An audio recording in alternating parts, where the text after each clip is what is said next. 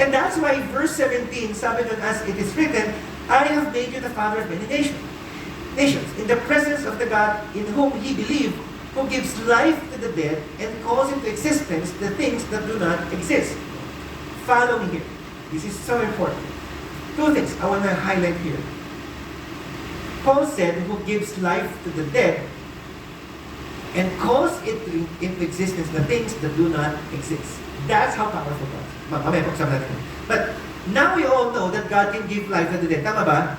I mean, He did that to Lazarus. He did that to Himself when He resurrected from the dead. He is so powerful. And He calls into existence the things that do not exist. Like the universe. Wala na ng universe dati, universe. Let there be light. Let there be atmosphere. Let there be time, sun and night and day, and then animals. Out of nothing. That's how great God is. Sometimes you may feel like ubus na yung finances ninyo. How many of you are glad that God can call into existence out of nothing? That He can provide. Yung ubus ka na, mentally speaking, pagod ka na. How many of you are glad na kayang i-refuel ni God yung mental health mo? And then maybe, pag hindi mo namin gagawin mo, how many of you are glad that God can give you wisdom? God can call into existence. Even though they do not exist. But what is Abraham actually referring here? He was referring to his own body. That's why verse 19, sabi that he did not weaken in faith when he considered his own body, which was as good as dead. The Lord naman, 100 years old na ako. Matanda na siya eh.